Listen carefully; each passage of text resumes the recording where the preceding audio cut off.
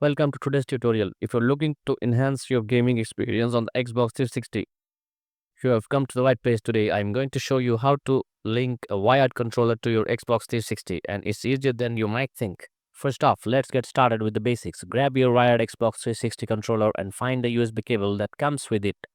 This is crucial because the cable is what will connect your controller to the console. Step 1. Plugging the controller. Locate any available USB port on your Xbox 360. You'll find these ports on the front of the console or at the back.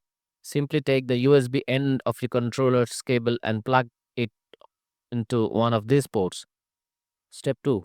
Now that your controller is connected, press the Xbox guide button, which is located in the center of the controller. Now button looks like Xbox logo and will light up when pressed. Step 3.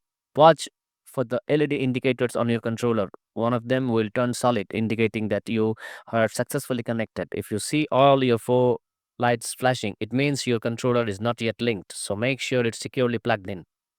Step 4. If you're having trouble in connecting, check it if your USB cable is properly seated in both the controller and console. Sometimes a loose connection can cause issues. If everything seems fine but it still does not work, try using a different USB port. And there you have it. In just few simple steps, you have linked your wired controller to your Xbox 360. Before we wrap up, remember that using a wired controller not only eliminates battery issues but also provides a more reliable connection during those intense gaming sessions.